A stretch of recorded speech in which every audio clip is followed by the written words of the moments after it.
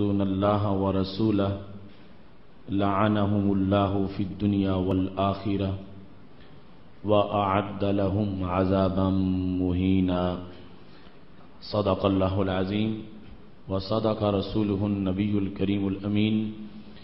إن الله وملائكته يصلون على النبي يا أيها الذين آمنوا صلوا عليه وسلموا تسليما.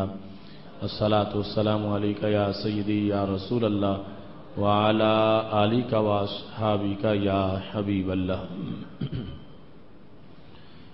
مولاي صل وسلم دائما أبدا على حبيبك خير الخلق كلهم منزه عن شريك في محاسنه فجوهر الحسن فيه غير منقسم. يا أكرم الخلق مالي من ألوذ به سواك عند حلول الحادث العممي. ربي صل وسلم دائما أبدا على حبيبك خیر الخلق کلہم.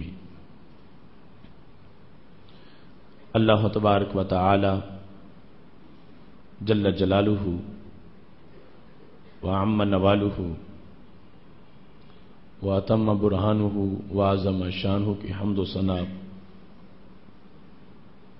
اور حضور سرور کائنات مفخر موجودات زینت بزم کائنات دستگیر جہاں غم گسار زمان سید سروران حامی بے کساں قائد المرسلین خاتم النبیین احمد مجتبی جناب محمد مصطفیٰ صلی اللہ علیہ وآلہ واصحابہ وبارک وسلم کے دربار گہر بار میں ہدیہ درود و سلام عرض کرنے کے بعد وارثان منبر و محراب ارباب فکر و دانش اصحاب محبت و مودت حاملین عقیدہ اہل سنت معزز و محتشم حضرات و خواتین سامعین و ناظرین،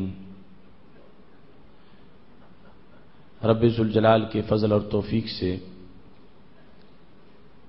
آج ادارہ صراط مستقیم پاکستان کے زیر اہتمام فہم دین کورس میں ہماری گفتگو کا موضوع ہے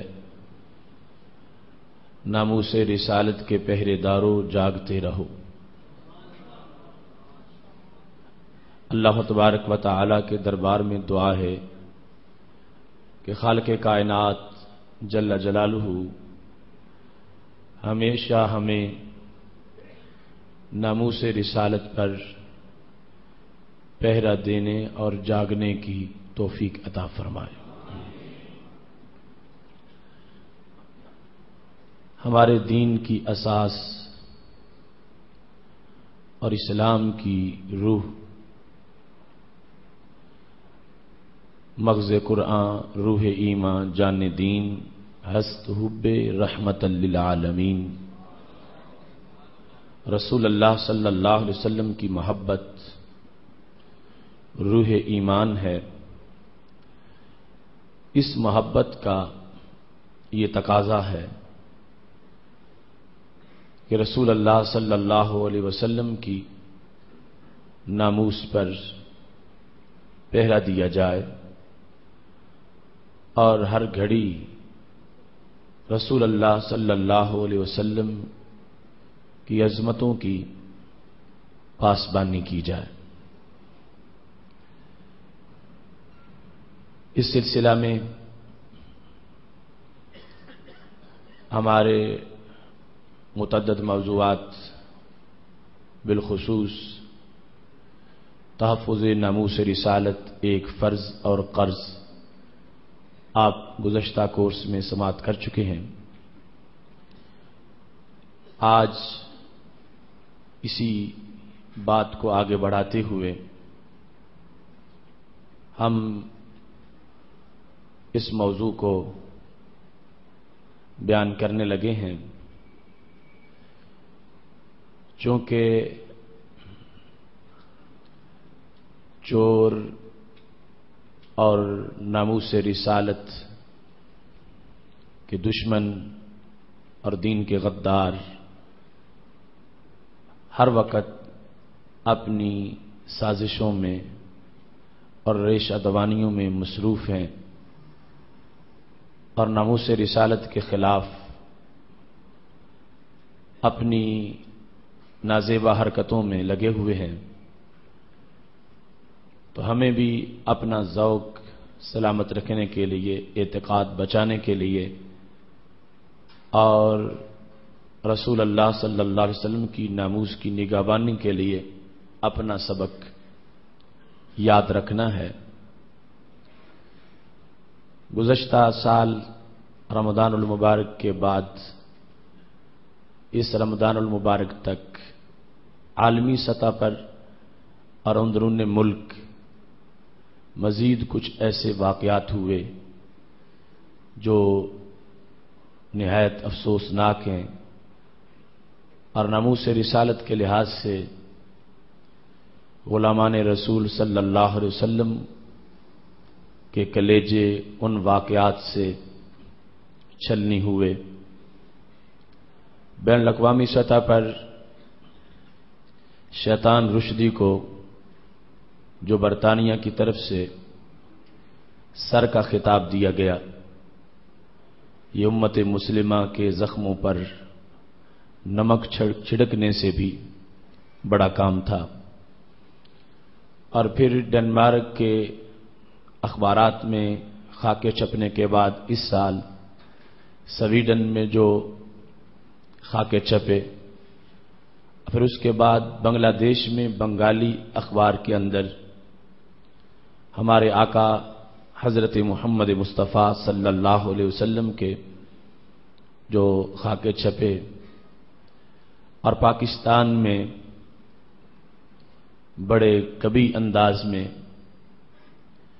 یہ نازیبا حرکت مختلف شہروں میں ہوئی، بالخصوص کراچی شاہراہ لیاقت نجمہ ہاؤس سے ایسا لٹریچر چھپا جو یورپ کے گستاخانہ خاکوں سے بھی بڑی گستاخیاں اس میں موجود تھیں کہ رسول اللہ صلی اللہ علیہ وسلم کا کہ شبیہ بنا کر رسول اللہ صلی اللہ علیہ وسلم کی گستاخی کا انداز اختیار کیا گیا، اور سید عالم نور مجسم شفیع معظم صلی اللہ علیہ وسلم کی نبوت اور سرکار کی جسمانیت کا مذاق اڑایا گیا۔ تصویر سے کلمہ طیبہ کا معنی بیان کرتے ہوئے اشہد ان لا الہ الا اللہ و اشہد ان محمدًا عبدہ و رسولہ، اس میں دوسرے حصے کا معنی کرتے ہوئے ایک ڈھانچہ بنا کر اور ساتھ ایک ٹوٹا ہوا قدم اس کی تصویر بنا کر جس پہ پٹی باندھی ہوئی ہے، اور ایک ایسا ہڈیوں کا ڈھانچہ جس پہ گوشت نہ ہو وہ ساتھ بنا کر نیچے یہ آیت لکھی گئی ہے قل انما انا بشر مثلکم۔ رسول اللہ صلی اللہ علیہ وسلم کی بشریت جو کہ آپ کی حیثیت کے مطابق آپ کی اعلیٰ ترین عظمتوں کا ایک حوالہ ہے، اور عام لوگوں کی بشریت سے اس بشریت کا مرتبہ کہیں زیادہ اونچا ہے اور زمین و آسمان کا فرق ہے۔ معاذ اللہ خاکہ بھی بنا، تصویر بنی، اور پھر ایسا ڈھانچہ، اور اس کے بعد پھر اس کی تعیین نیچے آیت کریمہ سے کی گئی۔ یورپ کے ان گستاخانہ خاکوں سے یہ کہیں کبھی حرکت تھی، اور کن لوگوں نے کی؟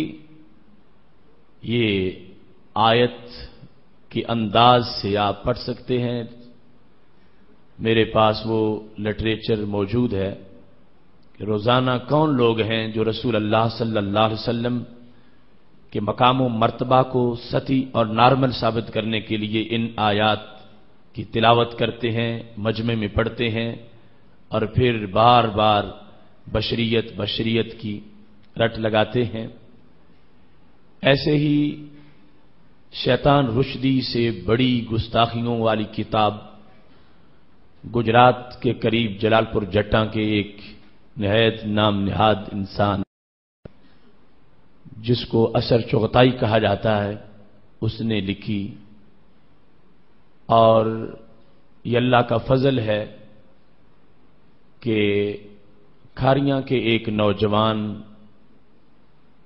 آستانہ عالیہ بکی شریف کے فیض یافتہ محمد ثاقب شکیل جلالی نے غازی علم الدین شہید کا کردار ادا کرتے ہوئے اس کتاب کے کمپوزر کو، جو کہ مصنف تو بھاگ چکا تھا ملک سے، مگر اس کے کمپوزر کو تھانے کے اندر ہی واصل جہنم کر کے پاکستان پولیس کے اس سپاہی نے اپنا نام غازیوں میں لکھوایا ہے۔ اسی طرح کی حرکت گگو منڈی اور بورے والا کے اندر بھی ایک نام نہاد معاصر تنظیم کے گنڈوں نے کی، اور وہاں پر ابھی تک 295 کا وہ معاملہ چل رہا ہے۔ یہ صورتحال بیان کرنے کا مطلب یہ ہے کہ پورے بین الاقوامی فورم پر، عالمی سطح پر سب سے زیادہ جس شخصیت کو معاذ اللہ یہودی اور عیسائی ہدف بنا کے مختلف طریقوں سے زہر اگل رہے ہیں، وہ وہی شخصیت ہے کہ جن کی ذات کے گرد اسلام یوں گھومتا ہے جیسے کعبے کے گرد حاجی گھومتا ہے۔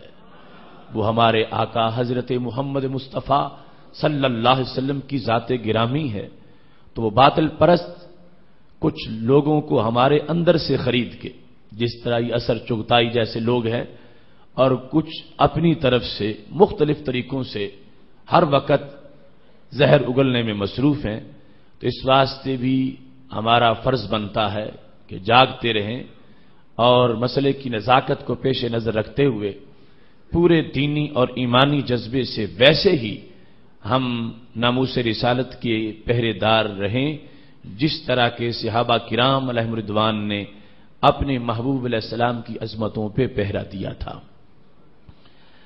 خالق کائنات جل جلالہ قرآن مجید برہان رشید میں ایسے لوگوں کی مذمت کرتے ہوئے جو رسول اللہ صلی اللہ علیہ وسلم کی توہین کرتے ہیں، رب ذوالجلال نے سورہ احزاب میں ارشاد فرمایا ہے، آیت نمبر 57 ہے، ان الذین یؤذون اللہ ورسولہ، بے شک وہ لوگ جو اللہ تعالی اور رسول صلی اللہ علیہ وسلم کو اذیت دیتے ہیں، لعنہم اللہ فی الدنیا والآخرہ، ان پر اللہ کی لعنت ہے دنیا میں اور آخرت میں، وَأَعَدَّ لَهُمْ عَذَابًا مُهِينًا، اور رب ذوالجلال نے ان کے لیے اہانت والا عذاب تیار کر رکھا ہے۔ خالق کائنات جل جلالہ رحیم ہے، کریم ہے، رحمان ہے، مگر جس وقت کوئی شخص رسول اللہ صلی اللہ علیہ وسلم کے خلاف بولتا ہے تو خالق کائنات جل جلالہ کی طرف سے رحمت کا مستحق نہیں رہتا بلکہ لعنت کا مستحق بن جاتا، اور رب ذوالجلال نے اپنی لعنتوں کا اس شخص کے لیے اظہار کیا جو رسول اللہ صلی اللہ علیہ وسلم کی توہین اور گستاخی کا معاذ اللہ ارتکاب کرتا ہے۔ رب ذوالجلال کی طرف سے اس لعنت کا حکم سن کر صحابہ کرام علیہم رضوان نے اس پر اکتفا نہیں کیا کہ چونکہ اللہ کی طرف سے اس پہ لعنت ہو گئی تو اب ہمارے ذمہ کوئی اس کی ڈیوٹی نہیں ہے۔ نہیں، صحابہ کرام علیہم رضوان نے اپنے زور بازو سے اپنی جانوں کا نذرانہ دیتے ہوئے بھی اس بات کو واضح کیا ہے کہ بحیثیت امتی ہم پر علیحدہ حق موجود ہے، یہ ٹھیک ہے کہ رب چاہے تو کسی گستاخ کو جلا دے، جس طرح ڈنمارک کے خاکے بنانے والے اور وہ بالخصوص جو کمپوزر تھا اخبار کا اور خاکہ بنانے والا تھے، وہ پورے کا پورا خاندان، ان کے بارے میں ایسی خبر شائع ہوئی، اور ایسا ممکن ہے، اس میں کوئی بودھ نہیں ہے، رب ذوالجلال کی طرف سے فوراً گرفت بھی ہو سکتی ہے، لیکن خالق کائنات کا ایک نظام ہے جس میں وہ مہلت بھی دیتا ہے۔ اب کتنے اس کی ذات کے منکر ہیں جو جی رہے ہیں، اور کتنے بتوں کے پجاری ہیں جن پر گرفت نہیں ہو رہی، تو ایسے ہی کچھ گستاخوں کو بھی ڈھیل دی جاتی ہے۔ تو یہ اب فرض ہے امت کا کہ وہ ایسے لوگوں کا حساب کرتے ہوئے رب ذوالجلال کی طرف سے اجر عظیم کے مستحق بن جائیں۔ اس سلسلہ میں سید عالم نور مجسم شفیع معظم صلی اللہ علیہ وسلم کا وہ انداز کہ آپ نے صحابہ کرام علیہم رضوان کو خود اس عمل کی دعوت دی۔ ندرۃ النعیم اور الاصابہ کی جلد نمبر 4 صفحہ نمبر 238 پہ یہ بات موجود ہے کہ بنی عمر بن عوف کے ایک شخص نے رسول اللہ صلی اللہ علیہ وسلم کی شان میں گستاخی کی، وقال شعرا حجا فیہ رسول اللہ صلی اللہ علیہ وسلم، اس نے ایک نظم لکھی جس میں رسول اللہ صلی اللہ علیہ وسلم کی شان میں گستاخی تھی۔ نبی اکرم نور مجسم شفیع معظم صلی اللہ علیہ وسلم کو پتہ چل گیا تو آپ نے فرمایا من لی بہذا الخبیث، میرا کون سا عاشق ہے جو اس خبیث سے بدلہ لے گا۔ من لی بہذا الخبیث، سید عالم نور مجسم شفیع معظم صلی اللہ علیہ وسلم رحمت ہی نہیں جان رحمت ہے اور رحمت للعالمین ہے، اور آپ کی طرف سے اس غصے کا اظہار بھی ایک رحمت ہے، چونکہ ایسے منحوس لوگ اگر معاشرے میں ہوں تو زمین کے پھٹ جانے کا خطرہ ہوتا، آسمان سے آگ برسنے کا خطرہ ہوتا ہے، لہذا ان لوگوں کو واصل جہنم کرنا یہ زمین کو بچانے کے لیے ضروری ہوتا، اور سوسائٹی کو اللہ تعالی کی پکڑ سے محفوظ رکھنے کے لیے ضروری ہوتا ہے۔ اس واسطے میرے محبوب علیہ الصلوۃ والسلام نے یہ بھی رحمت کرتے ہوئے ارشاد فرمایا من لی بہذا الخبیث، کون ہے جو اس خبیث سے میرا بدلہ لے، اس نے میری شان میں گستاخی کی ہے۔ اب سید عالم نور مجسم شفیع معظم صلی اللہ علیہ وسلم کی طرف سے جب یہ اعلان ہوا، فخرج الیہ الصحابی سالم بن عمیر فقتلہ، تو حضرت سالم بن عمیر رضی اللہ تعالی عنہ اٹھے اور آپ نے اس گستاخ کو جا کے قتل کر دیا۔ یہ باری باری مرحلہ مرحلہ اپنی اپنی سعادتوں کا معاملہ ہے۔ وہ تحفظ ناموس رسالت ایک فرض اور قرض، اس گفتگو میں آپ نے حضرت خالد بن ولید اور حضرت زبیر رضی اللہ تعالی عنہ کے جدا جدا ایسے ایمانی مظاہر کا تم نے وہ انداز سنا کہ ایسے ہی رسول اللہ صلی اللہ علیہ وسلم نے فرمایا تھا کون اٹھے گا جو فلاں گستاخ کو قتل کرے، تو ایک مرتبہ حضرت خالد اٹھے، ایک مرتبہ حضرت زبیر اٹھے رضی اللہ تعالی عنہما۔ اب اس موقع پر جب فرمایا اس خبیث سے کون بدلہ لے گا، تو حضرت سالم بن عمیر رضی اللہ تعالی عنہ کی سعادت تھی کہ انہوں نے پہلے نمبر پر رسول اللہ صلی اللہ علیہ وسلم کی اس دعوت پر لبیک کہتے ہوئے اس گستاخ کا سر اتار کر عشاق رسول صلی اللہ علیہ وسلم کے اندر اونچے مقام پر اپنا مقام حاصل کر لیا۔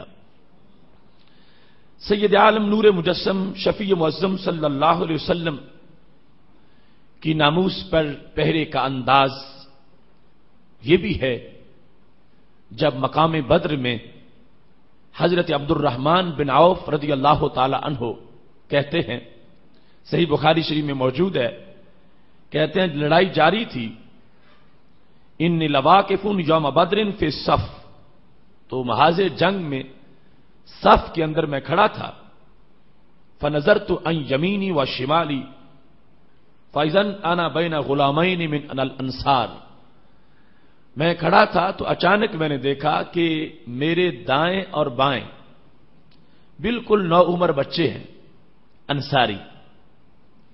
کہتے ہیں جب میں نے ان کو دائیں بائیں دیکھا تو مجھے تھوڑا سا ڈر محسوس ہوا کہ سائڈیں تو محفوظ ہونی چاہیے، اچھا تھا کوئی کڑیل جوان ہوتے، تجربہ کار کمانڈر ہوتے صحابہ میں سے، میری دائیں سائڈ بھی محفوظ رہتی، بائیں سائڈ بھی محفوظ رہتی، تو دونوں طرف ہی چھوٹے چھوٹے بچے آ گئے ہیں، میں لڑوں گا تو دائیں جانب بھی غیر محفوظ ہوگی، بائیں بھی، تو نقصان کا خطرہ ہے، یا میں صحیح کردار نہیں ادا کر سکوں گا۔ اس سلسلہ میں کچھ کہتے ہیں میرے ذہن میں تشویش آئی۔ کہنے لگے جب میں یہ سوچ رہا تھا فغمزنی احدہما، ان میں سے ایک نے مجھے ہاتھ لگایا، قال یا عم اتعرف ابا جہل، اس نے پوچھا چچا ابو جہل کا تمہیں پتہ ہے کہ سامنے جو فوج ہے کفار مکہ کی، ان میں ابو جہل کون ہے؟ ان دو چھوٹے بچوں میں سے ایک نے مجھ سے سوال کیا۔ تو حضرت عبد الرحمن بن عوف رضی اللہ تعالیٰ عنہ کہتے ہیں میں نے ان سے کہا نام میں جانتا ہوں ابو جہل کون ہے، وما حاجتک الی، تمہارا اس سے کیا کام ہے؟ ابو جہل کو تو میں جانتا ہوں، لیکن اس وقت جنگ میں ابو جہل کا ایڈریس پوچھنے کا مطلب کیا ہے؟ یعنی یہ تو حضرت عبد الرحمن رضی اللہ تعالیٰ عنہ کا خیال نہیں جا رہا تھا اس طرف کہ یہ اسے قتل کرنا چاہتے ہیں، نہیں، ان کے نو عمر ہونے کی وجہ سے پوچھا تمہارا کام اس سے کیا ہے؟ تو کیا جواب تھا؟ وہ کہنے لگے اخبرتو انہ یسب رسول اللہ صلی اللہ علیہ وسلم، میں اس لیے ایڈریس نہیں پوچھ رہا کہ میرا اس سے کوئی محبت کا رشتہ ہو یا میں دنیا کا کوئی اس سے کام کرواؤں، میں پتہ اس لیے پوچھ رہا ہوں مجھے یہ بات پہنچی ہے کہ وہ رسول اللہ صلی اللہ علیہ وسلم کو گالیاں دیتا ہے، مجھ تک یہ بات پہنچ چکی ہے، ہم دونوں اسی تلاش میں نکلے ہیں، باقی مجاہد جو چاہیں کریں، ہمارا ہدف یہ ہے، اور ہم اس لیے پوچھ رہے ہیں، ایک ہے مطلقاً کافر ہونا اور ایک ہے کافر ہو کے پھر شرارتی ہونا اور کافر ہونے کے ساتھ ساتھ گستاخ بھی ہونا، یہ ظلم بلائے ظلم اور ظلمت بلائے ظلم، یہ اس انداز میں ایک شخص کا گھنونا کردار ہے، ایک دل کا کالا ہو کافر ہو مگر زبان خاموش رہے، کافر تو پھر بھی ہے، جہنمی تو پھر بھی ہے مگر موذی نہیں ہے، مگر ابو جہل جو ہے وہ کالا بھی تھا اندر باہر سے، اور پھر ہر وقت بھونکتا تھا شان رسالت میں اور بکواس کرتا رہتا تھا۔ ان دونوں نوعمر صحابہ کو جنہوں نے مکہ شریف کی سرزمین تو نہیں پائی تھی کیونکہ انصاری تھے، مدینہ شریف کے ماحول میں ابھی نو خیزی کا زمانہ تھا، پوچھا ابو جہل کدھر ہے؟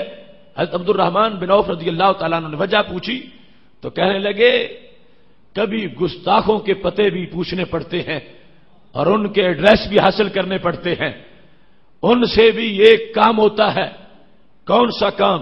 کہنے والذی نفسی بیدہ لئن رأیتہ لا یفارق سوادی سوادہ حتی یموت العاجل منا، کہنے لگے خدا کی قسم، مجھے اس رب کی قسم ہے جس کے قبضہ میں میری جان ہے، صرف میں اس کو ایک بار دیکھ لوں، لئن رأیتہ، اگر میں نے اس کو دیکھ لیا، چچا عبد الرحمن آپ بتائیں صرف دیکھنے کی ضرورت ہے، اگر میں نے اس کو دیکھ لیا لا یفارق سوادی سوادہ، میرا جسم اس کے جسم سے جدا نہیں ہوگا، یہاں تک کہ جس نے جلدی مرنا ہے وہ مر جائے گا، ایک کام ہو کے رہے گا، یا پھر میں نہیں یا وہ نہیں، یہ نہیں سکتا کہ میں دیکھ لوں اور پھر بھی چھوڑ دوں، یعنی یہ لفظ بھی نہیں بولے کہ میں قریب چلا گیا اور وہ میری رینج میں آ گیا، پر صرف دکھا دو، ہم اڑ کے بھی پہنچیں گے اس تک، اگر میں نے اس کو دیکھ لیا تو پھر ایک بات ہو کے رہے گی، یا ہم زندہ واپس نہیں لوٹیں گے یا وہ زندہ واپس نہیں جائے گا۔ حضرت عبد الرحمن بن عوف رضی اللہ تعالی عنہ کہتے ہیں فتعجبت لذالک، مجھے بڑا تعجب ہوا کہ کیا قوت ہے عشق رسول صلی اللہ علیہ وسلم میں، اور کتنی پاور ہے اس جذبہ کے اندر۔ ایک قریش کا وہ سردار جس کے گرد حصار ہے اور سخت ترین گارڈ کے پہرے میں وہ موجود ہے، اور دوسری طرف حضرت محمد مصطفیٰ صلی اللہ علیہ وسلم کے نوخیز عاشق اتنا تند و تیز جذبہ لیے ہوئے ہیں۔ سوچنے لگے، میں سمجھتا تھا کہ میری سائڈیں کمزور ہیں، اب پتہ چلتا ہے یہ تو مجھ سے بھی طاقتور ہیں۔ یہ جن کا مورال کتنا اونچا ہے، جن کی نگاہیں کتنی آگے ہیں، جو ہدف کتنا بڑا لیے ہوئے ہیں، یہ مطلقاً کسی کافر کو نہیں مارنا چاہتے، یہ کافروں کے سردار کا سر اتارنا چاہتے ہیں۔ حضرت عبد الرحمن بن عوف رضی اللہ تعالیٰ عنہ کہتے ہیں مجھے اس بات پر تعجب تھا، ابھی میں سوچ رہا تھا کہ جو دوسری سائڈ میں تھا اس نے بھی مجھے ہاتھ لگایا، چچا ابو جال کدھر ہے؟ دونوں پہلا نمبر لینا چاہتے تھے۔ ایک کا خیال تھا مجھے پتا چلے تو میں پہلے جاؤں، دوسرے کا خیال تھا مجھے پتا چلے تو میں پہلے جاؤں۔ حضرت عبد الرحمن بن عوف رضی اللہ تعالی عنہ نے ان سے بھی پوچھا تمہارا کیا کام ہے؟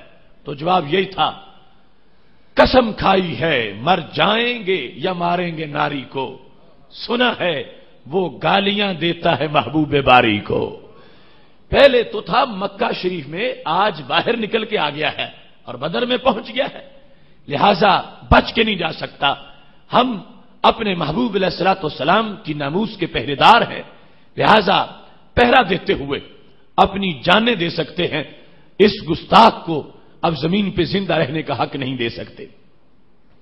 حضرت عبد الرحمن بن عوف رضی اللہ تعالی عنہ نے اس کو بھی بتا دیا، فابتدراہ، دونوں دوڑے، بسیفہما، اپنی تلواریں لہراتے ہوئے۔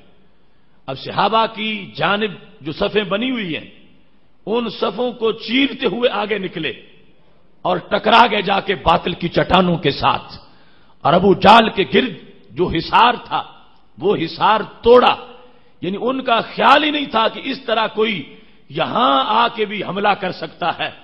اتنے پہروں کے اندر یہ محبوب علیہ الصلوۃ والسلام کے عشق کی چنگاری تھی، اور یہ حریت کا منظر تھا، اور یہ ایمان کی قوت تھی کہ دونوں کو اب اپنی کوئی فکر نہیں تھی کہ بدن کے کتنے ٹکڑے ہوتے ہیں، یہ تھا کہ اس کو واپس نہیں جانے دیا جائے گا۔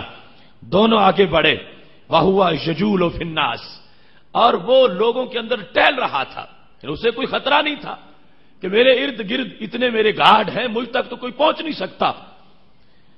سید عالم نور مجسم شفیع معظم صلی اللہ علیہ وسلم کے یہ دونوں عاشق کود پڑے اور اس انداز میں حملہ آور ہوئے، یعنی پل بھر کے اندر آپ نے ان دونوں مجاہدوں نے اس سب سے بڑے گستاخ کا سر اتار دیا۔ اور پھر ثم انصرفا الی النبی صلی اللہ علیہ وسلم، اپنی چھوٹی چھوٹی تلواروں کے ساتھ بڑا کام کر کے فوراً واپس لوٹے محبوب علیہ السلام کی طرف۔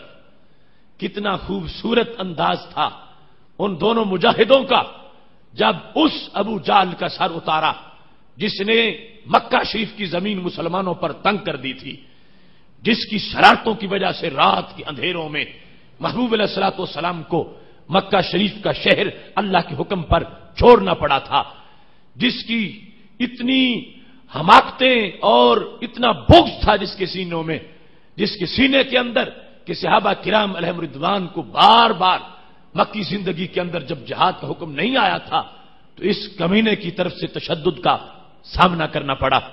اب جس وقت یہ دونوں رسول اللہ صلی اللہ علیہ وسلم کے پاس پہنچے، خدا ہر شخص کو ایسا موقع فراہم کرے کہ سرکار کے گستاخ کو مار کے سرکار کی خدمت میں حاضر ہو رہا ہو۔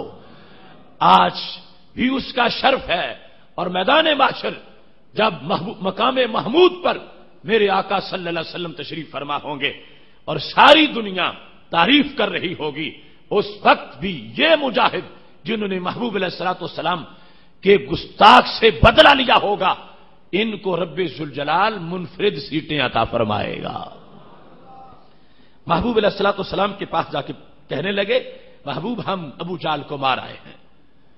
سرکار دو عالم صلی اللہ علیہ وسلم سے جب دونوں نے کہا، ایک کہتا ہے میں مار آیا ہوں، دوسرا کہتا ہے میں مار آیا ہوں، ایّکما قتلہ، تم میں سے کس نے مارا؟ کہنے لگے کل منہما، ہر ایک نے کہا انا قتلتہ، میں نے قتل کیا۔ اب دونوں شریک بھی تھے اور یہ کہنا حق بھی بنتا تھا، تو محبوب علیہ الصلوۃ والسلام کا مقام عدل بھی ہے، اب انعام بھی دینا ہے، اور اسی لحاظ سے جتنا کام ہوگا فرمایا حل مسحتما سیفکما، آپ تو اپنی نگاہ نبوت سے بھی بتا سکتے تھے کہ کس نے مارا ہے کس نے نہیں مارا، یا دونوں نے مارا ہے، مگر قیامت تک کے لیے عسکری فیصلے بھی تو امت کو دینے تھے۔ فرمایا حل مسحتکما، حل مسحتما سیفکما، کیا تلواریں صاف کر کے لے آئے ہو یا اسی طرح ہیں ابھی جو اس موزی کو لگی تھیں اور لے کے آ گئے ہو؟ تو کہنے لگے یا رسول اللہ صلی اللہ علیہ وسلم، ابھی ہم نے تلواریں صاف نہیں کی، بس اس کو کاٹا ہے تلواروں سے اور دوڑتے آ گئے ہیں۔ تو میرے محبوب علیہ الصلوۃ والسلام نے دونوں کی تلواروں کو دیکھا، دونوں تلواروں پر اس گستاخ کا خون لگا ہوا تھا۔ تو سید عالم نور مجسم شفیع معظم صلی اللہ علیہ وسلم نے فیصلہ کیا، اور یہ اعلان ضروری تھا، اور قیامت تک جب گستاخوں کی لسٹ بنے گی تو اس وقت یہ بڑا گستاخ یہ سامنے پہلے نمبر پر ہوگا، اور ان گستاخوں سے جو میری ناموس پر پہرا دیتے ہوئے بدلہ لیں گے، جب ان کی لسٹ بنے گی تو اس کو مارنے والے بھی پہلے نمبر پر ہوں گے۔ فرمایا یہ فیصلہ کیا کلاہما قتلہ، فرمایا قتل دونوں نے کیا ہے مگر پہل ایک نے کی ہے۔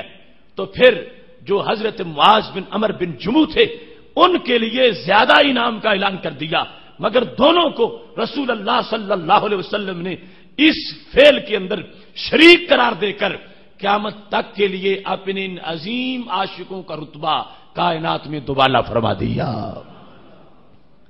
سید عالم نور مجسم شفیع معظم صلی اللہ علیہ وسلم کا وہ فرمان بخاری و مسلم میں موجود ہے جس میں حضرت جابر بن عبداللہ رضی اللہ تعالیٰ عنہ کہتے ہیں میں نے یہ جملہ سنا، یعنی باقاعدہ جنت کی بولی لگتی رہی عشق کے مسئلے پر، ناموس رسالت کے مسئلے پر۔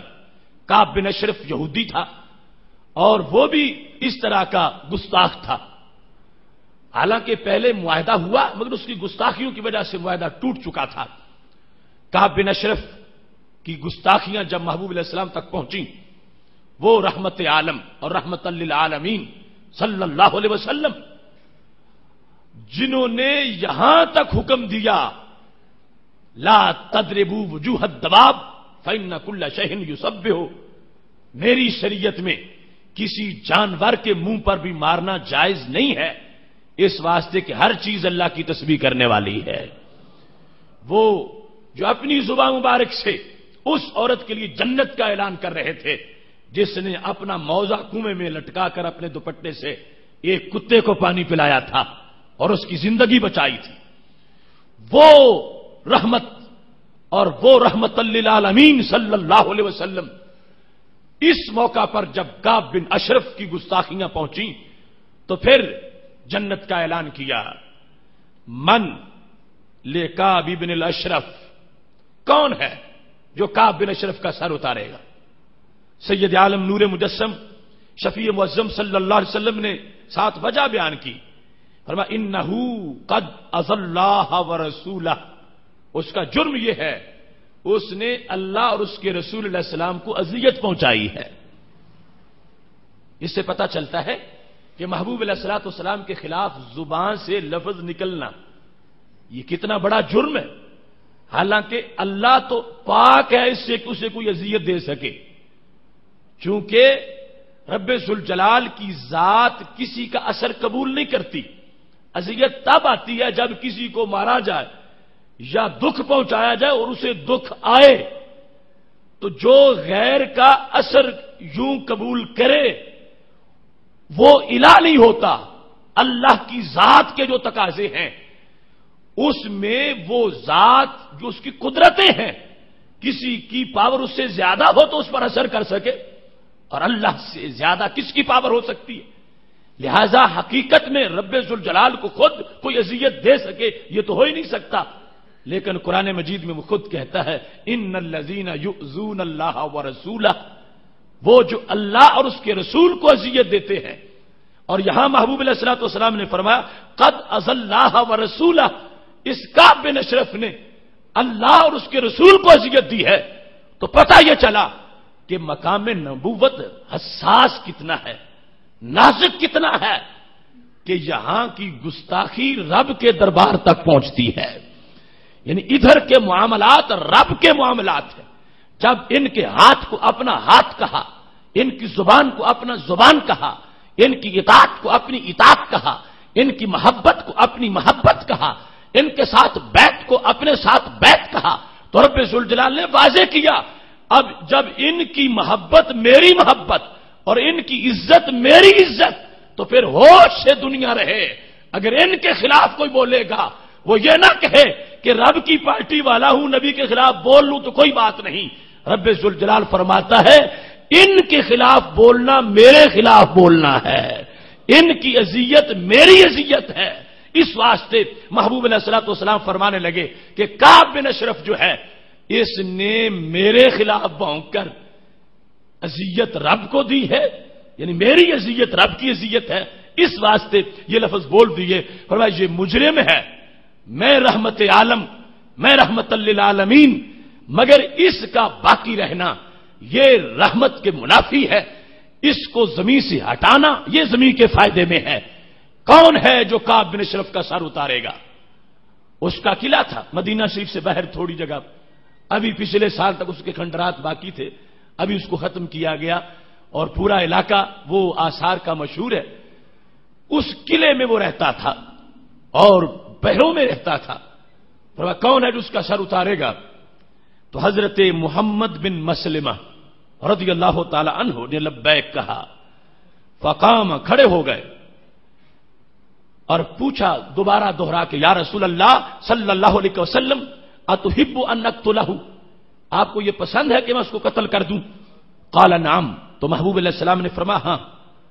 تو کہنے لگے فأذن لی ان اقول شیئا, پھر اتنی اجازت دے دو کہ میں اس کے ساتھ بات کرنے میں اگر کوئی خلاف واقعہ بات کر جاؤں تو مجھے معاف کر دیا جائے. میں اس سے بات کرتے وقت اگر کوئی ایسی بات کروں جو واقعے کے خلاف ہے تو مجھ سے پرگرفت نہ ہو.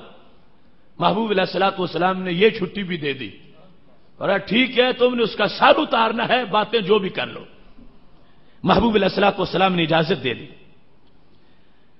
جس وقت محمد بن مسلمہ نے اجازت لے لی تو کعب بن اشرف سے جا کے ملاقات کی دن کے وقت, اور اس ملاقات میں ایسی باتیں بھی آ گئیں کہ کلمہ تو پڑا تھا مگر ہم تو بھوکے مر گئے. کبھی صدقہ ہے, کبھی زکوٰۃ ہے, کبھی کوئی حکم ہے, کبھی جہاد ہے, روزانہ اس طرح ہمارے اخراجات ہوتے رہتے ہیں, اور اب گھر میں کھانے کو بھی کچھ نہیں. تو مجھے تو کچھ گندم کی ضرورت ہے, کچھ اناج کی ضرورت ہے, اور پھر ابھی ہم دین چھوڑ بھی نہیں سکتے جب تک کہ فیصلہ نہ ہو جائے کہ کس کی فتح ہے. ہم ساتھ ساتھ ہیں, اس واسطے مجبوری ہے, ہم ساتھ بھی نہیں چھوڑ سکتے. یعنی یہ کمنٹس تھے ان کے جن کو سن کے کعب بن اشرف کو یہ لگا کہ بندہ ہمارا ہے, یعنی کوئی منافق ہے. منافق یہودیوں سے جا کے ایسی باتیں کرتے تھے. جس وقت ایسا معاملہ سامنے آیا تو کہنے لگے کہ میں یہ چاہتا ہوں اتیتو کا استسلفو کا, کچھ قرض لینا چاہتا ہوں, تو آپ مجھے قرض دے دیں, کچھ آج گندم دے دیں, اس کو ہم لوٹا دیں گے, یا کچھ اناج سے تعاون کر دیں. بہرحال طے ہو گیا کہ تم آ جاؤ اور کوئی چیز اپنی میرے پاس رہن رکھو, اور میں تمہیں یہ تمہاری حاجت پوری کر دیتا ہوں, اور جب تم یہ قرض واپس کرو گے اپنا رہن واپس لے جانا. بڑا موزی تھا کہنے لگا اپنی عورت رہن رکھ جاؤ. تو حضرت محمد بن مسلمہ نے کہا نہیں یہ تو نہیں ہو سکتا. کہنے لگا اپنا بیٹا رہن رکھ جاؤ. فرمایا نہیں کل میرے بیٹے کو لوگ تانے دیں گے کہ تجھے دے کے تیرا باپ گندم لے کے آیا تھا. تو کہنے لگا پھر کوئی اسلحہ ہی رکھ جاؤ. تو آپ نے فرمایا ٹھیک ہے. اس پر طے ہو گیا. اور یہ طے تھا کہ دن کے وقت نہیں آؤں گا. یہ تھا اصل وہ بات کہنے کا سبب کہ دن کے وقت آیا تو میرا پردہ چاک ہو جائے گا کہ یہ کعب بن اشرف کا بندہ ہے, مجھے وہاں دربار رسالت میں کوئی بیٹھنے نہیں دے گا. تو اس واسطے میں رات کے وقت آؤں گا اور رات کے وقت جو ہے وہ اپنی حاجت پوری کر کے چلا جاؤں گا. اب رات کو حضرت محمد بن مسلمہ رضی اللہ تعالی عنہ آئے اور دو آدمی ساتھ. ان میں ایک کعب بن اشرف کا رضائی بھائی بھی تھا جو کہ مومن تھا. اب رات کو جب آئے تو قلعے کے نیچے کھڑے ہو کر حضرت محمد بن مسلمہ رضی اللہ تعالی عنہ نے آواز دی. کعب بن اشرف نے جب یہ آواز سنی تو چارپائی سے اٹھا, نیچے اتر رہا تھا. اس کی بیوی نے کہا کہ یہ وقت نیچے جانے کا نہیں ہے, تم اس وقت نیچے نہ جاؤ. اس نے یعنی خدشات کا اظہار کیا کہ غلط لوگ ہو سکتے ہیں اس وقت جو نیچے بلا رہے ہیں. تو اس نے کہا کہ نہیں, یہ نیچے جو ہے یہ میرا دوست ہے اور میں اس کو ٹائم دیا ہوا اس واسطے میں جانا چاہتا ہوں. بہرحال اس کی عورت نے کہا جو آواز آئی ہے اس سے مجھے خون ٹپکتا ہوا محسوس ہوا ہے. کعب بن اشرف نیچے اترا. جس وقت ملاقات ہوئی محمد بن مسلمہ رضی اللہ تعالی عنہ نے اسے کہا کہ تم نے بڑی اچھی خوشبو لگائی ہوئی ہے. تو یہ فخر سے کہنے لگا, یعنی اپنی بیوی کی خوشبو اور اپنی خوشبو پر ناز کرنے لگا. تو حضرت محمد بن مسلمہ نے اپنے دونوں ساتھیوں کو سمجھایا ہوا تھا کہ میں جب ملوں گا اور کہوں گا کہ میں تیرے سر کی خوشبو سونگنا چاہتا ہوں تو میں اچھی طرح اپنے بازو میں اس کو جکڑ لوں گا اور تم نے تلوار سے اس کا کام پورا کر دینا. حضرت محمد بن مسلمہ نے کہا کیا تمہارے سر کی خوشبو سونگ سکتا ہوں؟ اس نے کہا سونگ سکتے ہو. تو آپ نے اس کو مضبوطی سے پکڑ لیا اور ساتھیوں نے تلواریں مار کے کام تمام کیا. اور سید عالم نور مجسم شفیع معظم صلی اللہ علیہ وسلم کے دل کی جو تمنا تھی کہ کعب بن اشرف اس زمین پہ زندہ نہیں رہنا چاہیے, کیونکہ اس کا معاملہ وہ نہیں تھا جو مکہ شریف کے مشرکین کا تھا کہ جن کے ساتھ واضح جنگ کی جائے اور جنگ کے بدلے میں ویسے سر اترے جیسے ابو جال اتبا شہبہ کے اتر گئے. یہ معاہدہ کر کے پھر غداری کر چکا تھا اور پھر ساز باز مشرکین نے مکہ کے ساتھ جا کر کی, باقاعدہ جا کے مذاکرات کیے کہ تم آؤ میں مدینہ شریف میں تمہیں شیلٹر دوں گا اور پھر مسلمانوں پر تم حملہ کرنا, میں تمہیں پناہ دوں گا. تو وہ چونکہ خیانت کر چکا تھا, غدر کر چکا تھا, اس کی اس طرح ہی سزا بنتی تھی. تو سید عالم نور مجسم شفیع معظم صلی اللہ علیہ وسلم کے ان عاشقوں نے اس گستاخ کا سر اتار کے اپنے محبوب علیہ الصلوۃ والسلام کو جا کے پیغام دیا اور سرکار دو عالم صلی اللہ علیہ وسلم کی طرف سے جنت کے سرٹیفکیٹ وصول کر لی ہے. یہاں یہ بات بڑی قابل غور ہے کہ جس انداز میں کعب بن اشرف کو قتل کیا گیا, اس انداز سے یہ پتا چلتا ہے کہ گستاخ جو ہے جس نے گستاخی کی ہے واقعی اس کو مٹانے کے لیے جو حربہ بھی کسی کو استعمال کرنا پڑے وہ کرے اور اس کو زندہ نہ رہنے دے. یعنی اس کا یہ حق نہیں بنتا کہ وہ زمین پہ سلامت رہے. اور اس سلسلہ میں اگر کوئی شخص مثال کے طور پر اسی طریقے پر اعتراض کرتا ہے کہ یہ حق نہیں بنتا تھا کہ ایسے اس کو کہا جاتا اور اس طرح اس کو پکڑا جاتا اور اس طرح اس کو اپنے پھندے میں گرفتار کیا جاتا, تو صحابہ کرام علیہم رضوان کا یہ اٹل موقف تھا کہ اگر کسی نے کعب بن اشرف کے قتل کے خلاف اپنی اس رائے کا اظہار کیا کہ اس کو فراڈ سے مارا گیا, صحابہ کہتے تھے وہ بندہ بھی واجب القتل ہے جو کعب بن اشرف کی ایسی حمایت کرے کہ اس میں لفظوں کے اندر اتنا کہہ دے کہ اس سے غدر ہوا, اس سے خیانت ہوئی اور غدر سے اس کو مارا گیا. جس شخص نے ایسا لفظ کسی صحابی کے سامنے بولا, صحابی نے قسم اٹھائی کہ جیسے کعب کا سر اتارا تھا تیرا بھی اتارتے ہیں.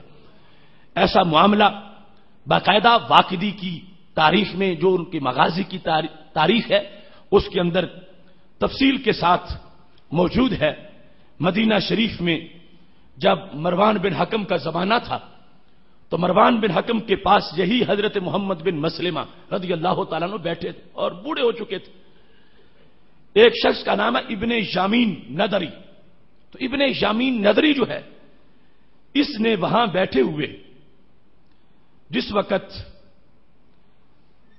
اپنی رائے کا اظہار کیا اور پوچھا مروان بن حکم نے کیف کان قتل ابن الاشرف، ابن اشرف کے قتل کے بارے میں، یعنی کعب بن اشرف کے قتل کے بارے میں، قتل کیسے ہوا یہ پوچھا مروان نے۔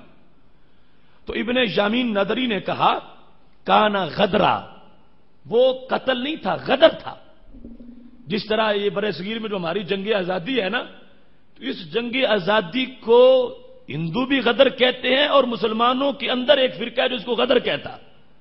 ہم کہتے ہیں وہ 1857 کی جنگ آزادی ان کی کتابوں میں لکھا 1857 کا غدر، یعنی انگریزوں کے خلاف جو مسلمانوں کا جہاد تھا جس میں امام فضل حق خیر آبادی جو ہے وہ شہید ہو گئے اور ان کے فتوے پر وہ جہاد شروع ہوا، اس جہاد کو غدر کہا۔ اسلام کا نام لینے والے کچھ لوگوں نے، کافر تو غدر کہتے ہی تھے، اب یہاں پر لفظ غدر ابن یامین نے استعمال کر دیا۔ ابن یامین نے کہا وہ غدر تھا۔ تو جنہوں نے قتل کیا تھا کعب بن اشرف کو وہ بزرگ پاس بیٹھے، اس وقت نوجوان تھے، اب بوڑھے ہو چکے تھے، چپ نہ رہ سکے۔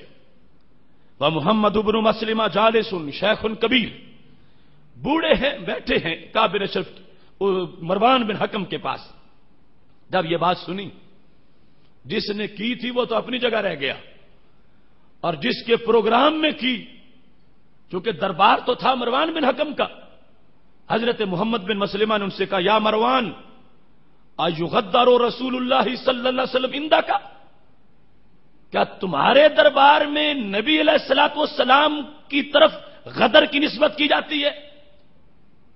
تمہارے پاس بیٹھے ہوئے تمہارے دربار کے اندر ایغدر رسول اللہ صلی اللہ علیہ وسلم، غدر کی نسبت نبی علیہ السلام کی طرف کرنا کہ سرکار نے غدر کیا، یہ جائز ہے؟ کہنے لگے واللہ لا یؤوینی وایاک سقف بیت الا المسجد، آج کے بعد تیرے دربار میں میں نہیں بیٹھوں گا اور ہر وہ جگہ سوائے مسجد کے جہاں تو ہوگا وہاں میں نہیں بیٹھوں گا۔ مسجد تو مسجد نبوی شریف ہے، اگر وہاں ایک چھت کے نیچے تم اور میں اکٹھے ہو جائیں تو علیحدہ بات، آج کے بعد تیرے دربار کا بائیکاٹ ہوگا، تیرے دربار میں ایسی بات کیوں ہوئی؟ اور پھر کہنے لگے واللہ ما قتلناہ الا بامر رسول اللہ صلی اللہ علیہ وسلم، کعب بن اشرف کو قتل کرنا یہ ہمارا اپنا فیصلہ تو نہیں تھا، یہ ہمارے نبی علیہ السلام کا حکم تھا، سرکار نے حکم دیا، ہم نے قتل کیا، اور تمہارے پاس ابن یامین اس کو غدر کہہ رہا ہے۔ فرمانے لگے تمہارے سے تم بولے نہیں ہو لیکن نفرت تم سے بھی ہے، یہ ہمارا تم سے بائیکاٹ ہے۔ اور کہنے لگے اما انتا یبن یامین، ابن یمین تم سیدھے ہو جاؤ اور میری بات کو سن لو، اگرچہ میں بوڑھا ہو گیا مگر عشق میرا پھر بھی جوان ہے، جن ہاتھوں سے کعب بن اشرف کو بھون سکتا ہوں تمہارا کلیجہ بھی نکال سکتا ہوں۔ ابن یامین سن لو۔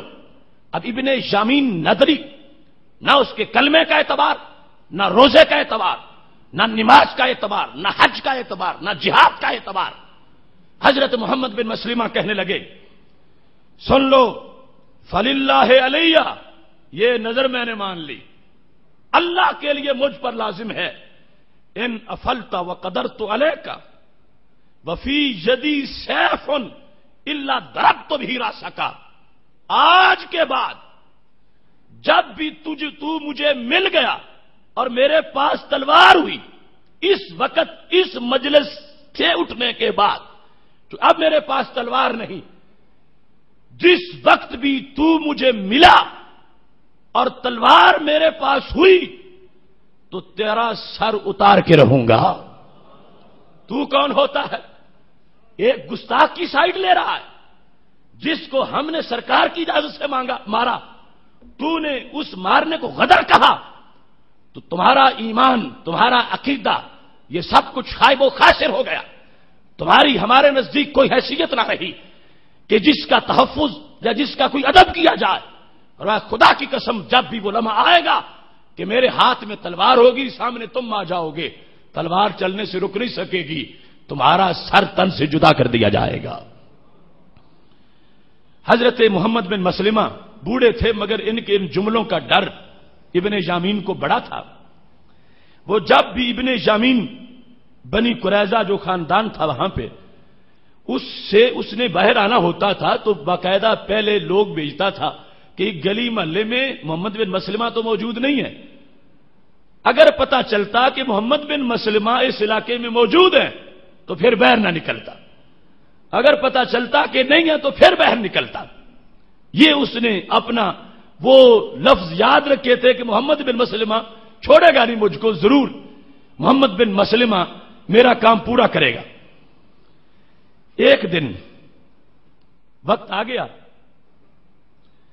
محمد بن مسلمہ ایک جنازہ پڑھنے گئے اور ابن یامین بقیع کے قبرستان میں تھا. اس نے دیکھا کہ محمد بن مسلمہ موجود ہیں جنازے میں. اب اس نے چھپنا چاہا. محمد بن مسلمہ جو ہیں ان کو بھی پتہ چل گیا. کافی چھڑیاں ان کے پاس موجود تھیں، تلوار نہیں تھی. تو محمد بن مسلمہ پہنچے اور فلم یزل یضربہ جریدتن جریدتن حتی کسرت ذالک، یہاں تک کہ محمد بن مسلمہ کے پاس جتنی چھڑیاں تھیں ایک ایک کر کے ساری اس پہ توڑی اور اس کے چہرے پہ مارا اور اس کے سر پہ مارا. اور پھر بھی ابھی وہ مرا نہیں تھا. فرمانے لگے اصل میں کام تلوار کا ہے. واللہ لو قدرت علی السیف لضربتک بھی، اس قسط میں یہی کافی ہے. اب جب تلوار ملے گی پھر تیرا سر بھی اتاروں گا. یہ صحابہ کرام علیہم رضوان کا عشق اور دین کے اندر پختگی ہے کہ سید عالم نور مجسم شفیع معظم صلی اللہ علیہ وسلم کے گستاخ کی سائیڈ لینے والا بھی ان سے بچ نہ سکا. اور انہوں نے وہاں پر بھی اپنی محبتوں کا اظہار کرتے ہوئے اس بات کو واضح کیا کہ امت جانے کہ نہ گستاخی کرنی ہے نہ گستاخ کا ساتھ دینا ہے، اور خود بھی عاشق بننا ہے اور عاشقوں کا ساتھ دینا ہے. قربان جائیں محبوب علیہ الصلوۃ والسلام کی ناموس کے پہرے دار، کیا کیا ان کا انداز تھا. محبوب علیہ الصلوۃ والسلام بدر میں تھے. ایک صحابی جن کا نام حضرت عمیر بن عدی اور عدی الختمی ہے، وہ نابینا تھے اس لیے بدر میں نہ جا سکے. نابینا ہونے کی وجہ سے محبوب علیہ الصلوۃ والسلام بدر میں تھے. تو ان کو پتہ چل گیا کہ ایک عورت اسما، عین صاد کے ساتھ اسما بنت مروان، وہ گانے گاتی ہے اور اس میں نبی علیہ السلام کی توہین کرتی ہے شعروں کے اندر. اسما بنت مروان. حضرت عمیر بن عدی الختمی جو ہیں انہوں نے قسم اٹھا لی، کہتے اللہم ان لک علی نذرا لئن رددت رسول اللہ صلی اللہ علیہ وسلم الی المدینہ لاقتلنھا. اے اللہ تیرے لیے میں نے اپنے اوپر یہ نظر لازم کر لی ہے کہ اگر صحیح سلامت میرے محبوب علیہ الصلوۃ والسلام مدینہ شریف میں تو لے آئے تو میں خوشی کیا کروں گا، اور میں اس گستاخ کا سر اتاروں گا، اس گستاخ عورت کا کہ جس نے نبی علیہ السلام کی توہین کی ہے. یہ نظر مان لی چونکہ تشویش بھی بڑی تھی کہ باقی سارے جہاد پر ہیں، میں نہیں جا سکا اور معذور ہوں، نابینا ہوں. اور پھر یہ ہے کہ محبوب علیہ الصلوۃ والسلام پتہ نہیں صحیح سلامت یا کس انداز میں واپس تشریف لاتے ہیں. تو یہ نظر مانی میرے رب میرے محبوب کو صحیح واپس لے آ، میں اس نظر کو یوں پورا کروں گا کہ اس گستاخ عورت کا سر اتاروں گا. کتنی خوبصورت نظر تھی. سید عالم نور مجسم شفیع معظم صلی اللہ علیہ وسلم جب بدر سے واپس آئے، حضرت عمیر رضی اللہ تعالیٰ عنہ کو پتا چل گیا کہ محبوب علیہ السلام تشریف لے آئے. اب بندہ نابینا ہو رات ہو اور کسی کا گھر ڈھونڈنا ہو اور پھر تلاش کر کے کسی کو مارنا ہو، ساری باتیں کتنی مشکل ہیں۔ نصف رات کا وقت تھا، حضرت عمیر چلتے چلتے اس خاتون کے گھر تک پہنچ گئے، اسماء بنت مروان کے گھر، حتی داخل علیہا فی بیتہا، اندر بھی چلے گئے، اور اندر جانے کے بعد حسھا بیدہ، ہاتھ لگا کے اسے محسوس بھی کیا کہ کہاں لیٹی ہوئی ہے۔ فوجد الصبی ترضعہ، اس وقت وہ اپنے بچے کو دودھ پلا رہی تھی، اور ارد گرد اس کے دوسرے ولدھا نیام، بچے سوئے ہوئے تھے، عورت ہے دودھ پلا رہی ہے، رات کا وقت ہے۔ ہم نرمی سارے تقاضے ہو سکتے ہیں، مگر جو اس کا جرم ہے اس نے ایسی آگ لگا رکھی ہے کہ ایک نابینا معذور بندہ اس کا سر اتارنے نکلا ہے۔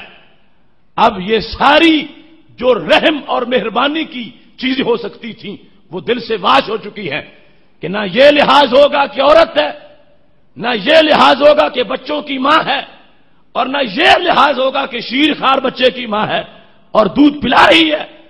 حضرت عمیر رضی اللہ تعالی عنہ نے نہا ہو انہا، اس بچے کو سائڈ پر کیا، اور سائڈ پر کرنے کے بعد وعدہ سیفہ علی صدرہا، تلوار اوپر سے ماری نہیں، تلوار سینے پہ رکھی اور رکھ کے اوپر سے دبائی، حتی انفذہ من ظہرہا، پیٹھ سے پیچھے نکال دی، پورا بدن چیر دیا۔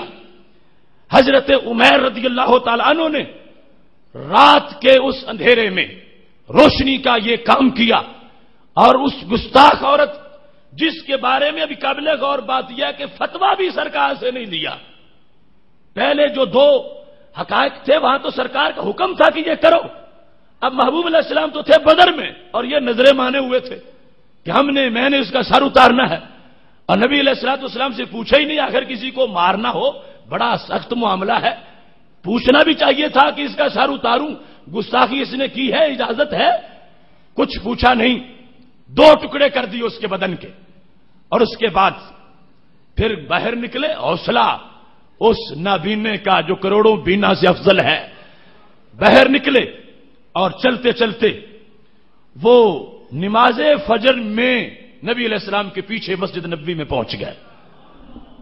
سید عالم نور مجسم شفیع معظم صلی اللہ علیہ وسلم نے جب سلام پھیرا نماز فجر کا، لمن صرف النبی صلی اللہ علیہ وسلم نظر الی عمیر، جب سلام پھیرا عمیر نظر آئے، قربان جائیں غیب دان محبوب پہ، سلام پھیرتے ہی فرما اقتلت بنت مروان، عمیر اسماء بنت مروان کو مار آئے ہو؟ کہتے ہیں نعم بے ابی یا رسول اللہ صلی اللہ علیہ وسلم، محبوب میرا باپ تجھ پہ قربان ہو جائے اس کا میں کام کر آیا ہوں۔ سید عالم نور مجسم شفیع معظم صلی اللہ علیہ وسلم نے جب پوچھا، انہوں نے بتایا ان کو کچھ سہارا ہوا، کہتے ہیں راوی کو وخاشیہ عمیر، ان کو یہ ڈر تھا حضرت عمیر رضی اللہ تعالیٰ عنہ کو کہ مجھ پر یہ الزام نہ آ جائے افتاتا علی رسول اللہ صلی اللہ علیہ وسلم بقتلہا، کہ نبی علیہ السلام کے ہوتے ہوئے تو اپنا فتویٰ چلاتا ہے، افتاتا علی رسول اللہ صلی اللہ علیہ وسلم بقتلہا، کہ سرکار سے پوچھنا چاہیے تھا پھر قتل کرنا چاہیے تھا۔ ڈر تھا ان کو کہ کوئی مجھے یہ نہ کہے کہ تو سرکار کے ہوتے ہوئے اپنے فتوے چلا رہا ہے، یہ ڈر تھا دل میں، اور محبوب علیہ الصلوۃ والسلام کی بات سنی، حوصلہ ہوا کہ کار قبول کر رہے ہیں۔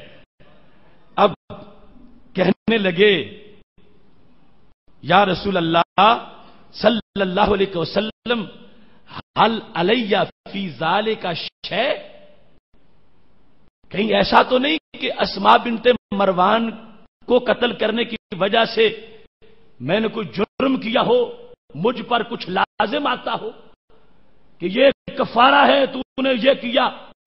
محبوب کچھ مجھ پہ لازم آتا ہے، کچھ حرج میں نے کیا، کچھ غلطی میں نے کی؟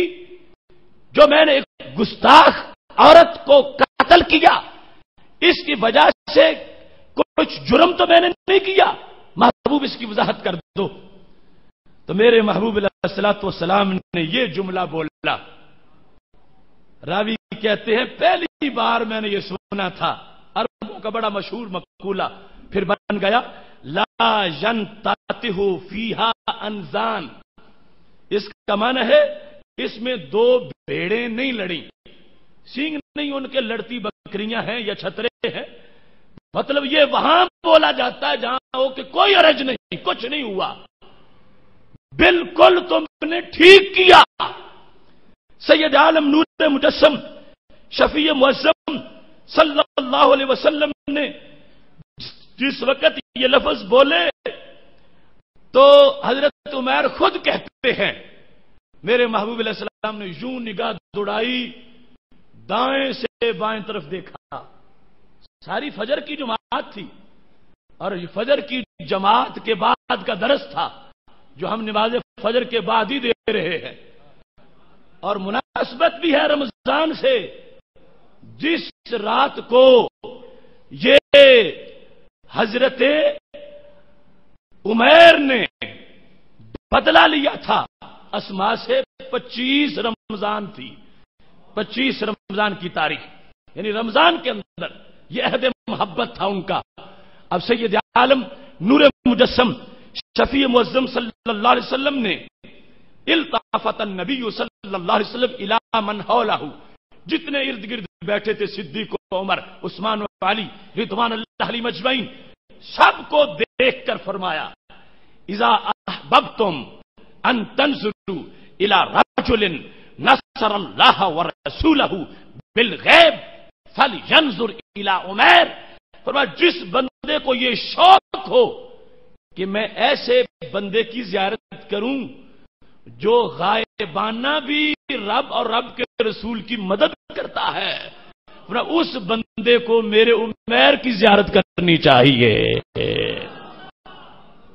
پسند بھی ہو گیا اور شان بھی مل گئی۔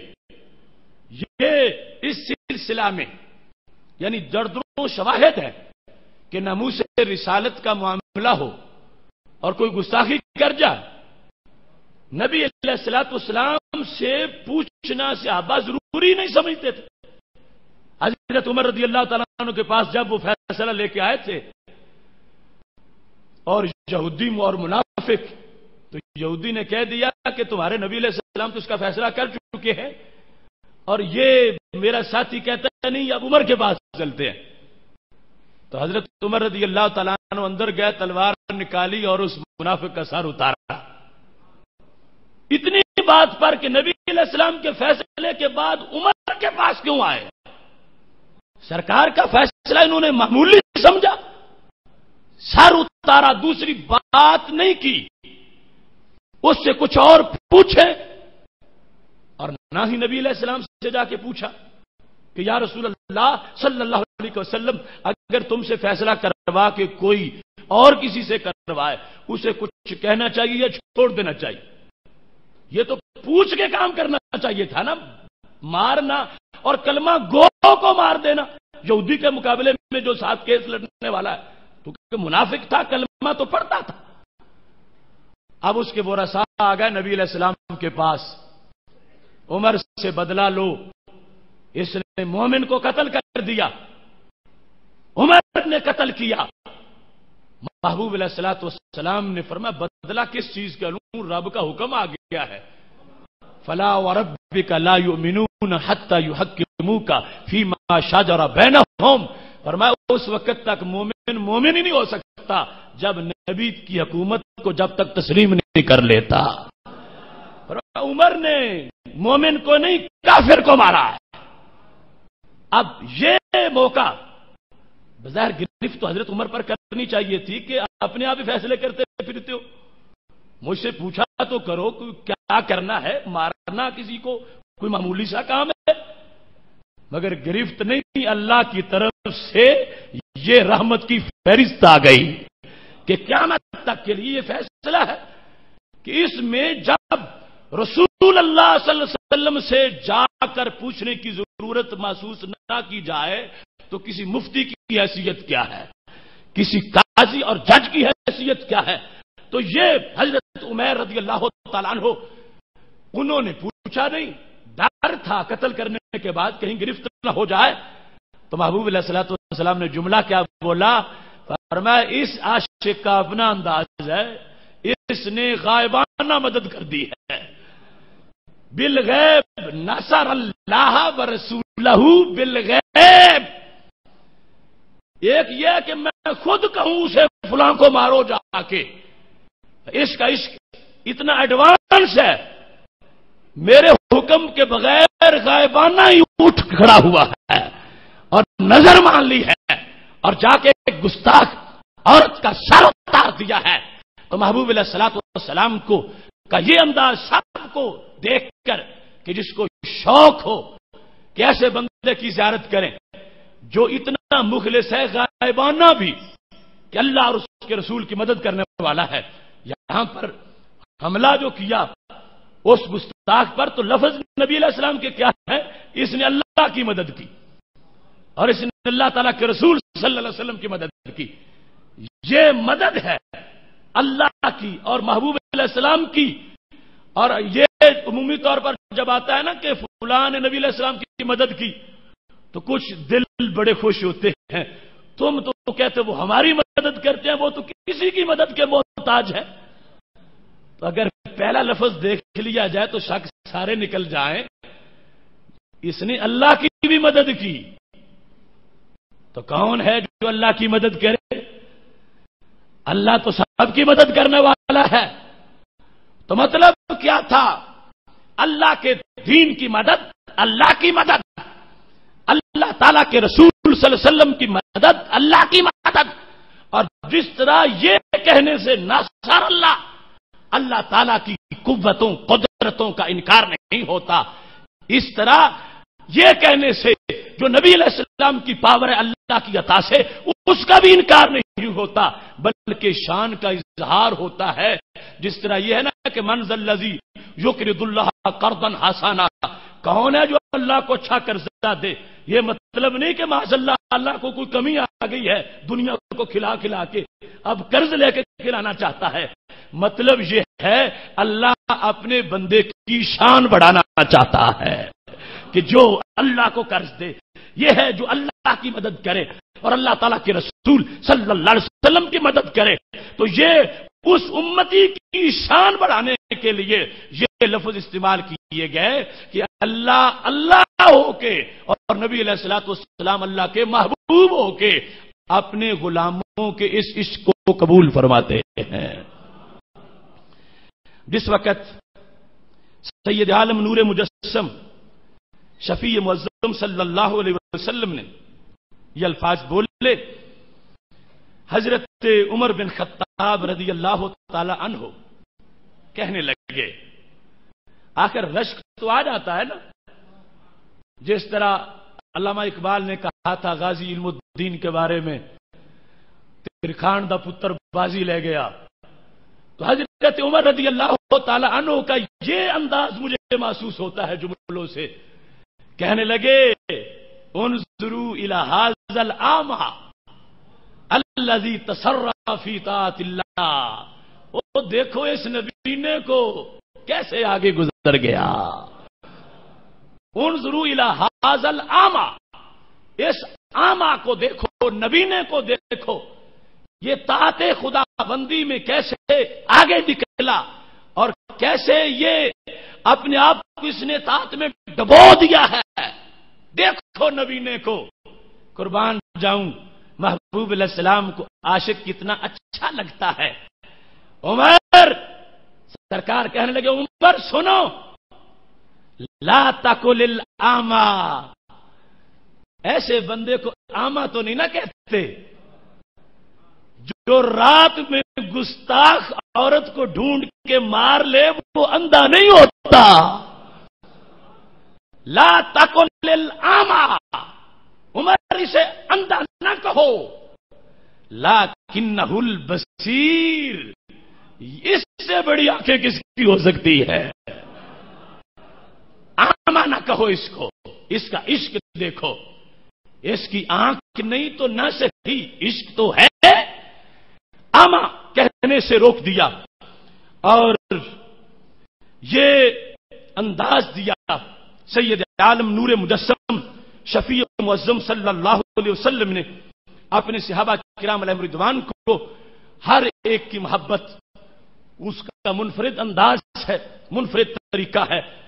حضرت مجاہد روایت کرتے ہیں، السالم المسلول میں تفصیل سے یہ روایات موجود ہیں، ایک شخص حضرت عمر رضی اللہ تعالیٰ عنہ کے پاس لایا گیا، حضرت عمر رضی اللہ تعالیٰ عنہ کو بتایا گیا کہ اس نے نبی علیہ السلام کو گالی دی ہے، آپ نے اس کو قتل کر دیا۔ اور پھر حضرت عمر رضی اللہ تعالیٰ عنہ نے اپنا آرڈیننس جاری کیا اپنے عہد حکومت میں، وہ کیا الفاظ تھے؟ فرمانے لگے من سب اللہ اور سب احدم من الانبیاء فقتلوہ، جو بندہ رب کو گالی دے یا رب ذوالجلال کے کسی نبی کو گالی دے، عمر کا فتویٰ کیا ہے؟ فقتلوہ، اس کو قتل کر دو، جائز نہیں کہ وہ زمین پہ زندہ رہے۔ حضرت صدیق اکبر رضی اللہ تعالیٰ عنہ کا فتویٰ وہ پہلے قسط میں ہم بیان کر چکے ہیں۔ اب حضرت عمر رضی اللہ تعالیٰ عنہ نے یہ جو جملے بولے، یہ اس بات کا اعلان بھی ہے، یعنی آج کا یہودی، آج کا عیسائی، وہ معاذ اللہ ہمارے محبوب علیہ الصلوۃ والسلام کو بھونکتا ہے، لیکن ادھر سے ایسا ہو سکتا ہے کہ کوئی حضرت عیسیٰ علیہ السلام کے خلاف زبان کھولے، مسلمان ہو حضرت موسیٰ علیہ السلام کے خلاف زبان کھولے؟ نہیں، یہ ہمارا اجماعی اتفاقی فیصلہ ہے کہ اگر کوئی مسلمان حضرت عیسیٰ علیہ السلام کے خلاف زبان کھولے گا اس کا سر اتارا جائے گا، اگر حضرت موسیٰ علیہ السلام کے خلاف کوئی زبان کھولے گا اس کے اسلام کا اعتبار نہیں کیا جائے گا، اس کا سر اتارا جائے گا۔ تو ہم انٹرنیشنل فورم پر عیسائیوں اور یہودیوں کو یہ دعوت دیتے ہیں کہ تم نے یہ انا کا مسئلہ بنا لیا، گستاخیاں کرتے ہو اور پھر یہ سمجھ کے کہ یہ ان کے نبی ہیں۔ ہمارے نبی وہ نبی ہیں جنہوں نے ان نبیوں کی شان ماننا بھی ہم پر لازم کر دی ہے، جن کو تم اپنا نبی سمجھتے ہو وہ بھی ہمارے ہیں، اور یہ ہے اسلام کی خوبی اور یہ اسلام کا وقار۔ ایسا نہیں ہے کہ وہ ہمارے نبی علیہ الصلوۃ والسلام کی گستاخی کریں اور مسلمان کا ٹھیک ہم بدلہ لے کر ہم ان کے نبیوں کو ایسا کہتے ہیں، ایسا حرام ہوگا اگر کوئی کرے، ناجائز ہوگا، کفر ہوگا، اور ایسا کوئی کرتا ہی نہیں، کوئی مثال نہیں اس کی۔ تو یہ برتری ہے آج بھی انٹرنیشنل فورم پر اسلام کی کہ اسلام نے اپنے ماننے والوں کو حضرت عیسیٰ علیہ السلام اور حضرت موسیٰ علیہ السلام کا وہ ادب سکھایا ہے کہ ایک بھی ایسا واقعہ نہیں مل سکتا، اور دوسری طرف وہ دن رات گماشتے باہر ہو یا ہمارے ملک میں چھپے ہوئے ہو، وہ ایسی شرارتیں کر رہے ہیں اور ایسی باتوں میں مصروف ہیں، تو انہیں اس پس منظر کو دیکھ کر ہی توبہ کرنی چاہیے کہ اسلام کتنا خوبصورت مذہب ہے جس نے ہر نبی کا ادب اپنے ماننے والوں پر لازم کر رکھا ہے۔ محتشم سامعین حضرات، اس سلسلہ میں یہ بات بڑی ضروری ہے،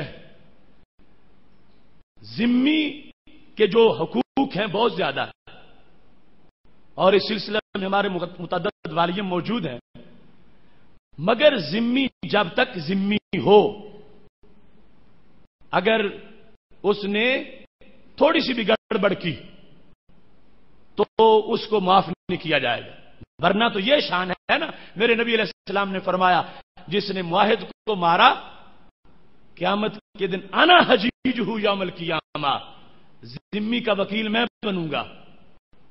جس نے میرے غلاموں کے دیش میں ایک یہودی ایک عیسائی جو کہ امن معاہدہ کر کے ذمی بن چکا تھا اس کو مارا، اس کا مال چھینا، محبوب علیہ الصلوۃ والسلام فرماتے ہیں قیامت کے دن میں اپنے غلام کی سائیڈ نہیں لوں گا، میں ذمی کی طرف سے آؤں گا کہ اس ذمی پر ظلم کیوں کیا گیا۔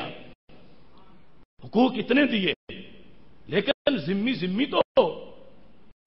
آج میں اپنے کئی خطابات میں اس بات کو پیش کر چکا ہوں، اور اس کی دلیل حضرت عبداللہ بن عمر رضی اللہ تعالیٰ عنہ کا یہ قول ہے، سب سے بڑا جرم جو ذمی کرتا ہے وہ یہ ہے کہ اگر ہمارے محبوب علیہ السلام پر تنقید کرے، اسلام پہ تنقید کرے، تو اس نے عہد خود توڑا، وہ ذمی نہیں رہا، وہ محارب ہو گیا، اس نے اعلان جنگ کر دیا۔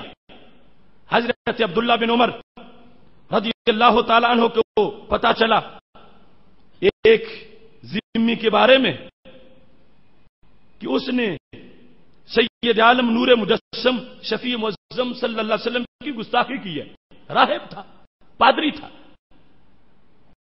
تو فرمانے لگے لو سمیتہ لقتلتہ، میں اگر سنتا تو اس کو قتل کرتا۔ یا انا لم نعتہم الذمہ الا ان یسبوا نبینا، فرمایا ہم نے ان کو سرکار، ہم نے ان لوگوں کو سرکار دو عالم صلی اللہ علیہ وسلم کی توہین کے لیے کوئی ذمہ بنایا، یہ لفظ ہے۔ فرمایا ہم نے ان کو جو ذمہ دیا اور ان کا جو ہم نے ذمہ لیا کہ تمہاری حفاظت کریں گے، تو سرکار کو گالیاں نکلوانے کے لیے ہم نے یہ پالے ہیں، ہم نے سرکار کو گالیاں نکلوانے کے لیے یہ سنبھالے ہیں۔ فرمایا نہیں، میں سر اتاروں گا اس ذمی کا جو محبوب علیہ السلام کے خلاف بولے گا۔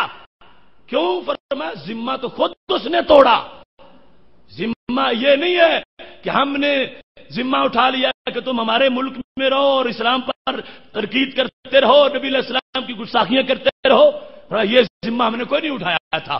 ہم نے کہا تھا کہ بندے کے بچے بن کے رہو گے تو پھر تمہارے حقوق کا تحفظ ہوگا۔ اس واسطے آج کے شرارتی، وہ عیسائی ہوں، یہودی، یا وہ کوئی بھی ذمی، ان کے ذمے کے احکام پر ان کو تقاضے پورے کرنے لازم ہیں، اور بارہا ان کی طرف سے جو شرارتیں ہو رہی ہیں، لاہور کے 3-4 مقامات پر عیسائیوں کی طرف سے مجمع عام میں گانے بجاتے ہوئے محبوب علیہ السلام پر تنقیدیں کی گئی ہے، اور یہ چنگی عمر صدو کا علاقہ ہے، اس کے علاوہ اور سے بہت سے مقامات ہیں، اور پھر ان کو ہمارے ارباب بست و کشاد ذمی کہہ کے آڑ دیتے ہیں، شیلٹر دیتے ہیں۔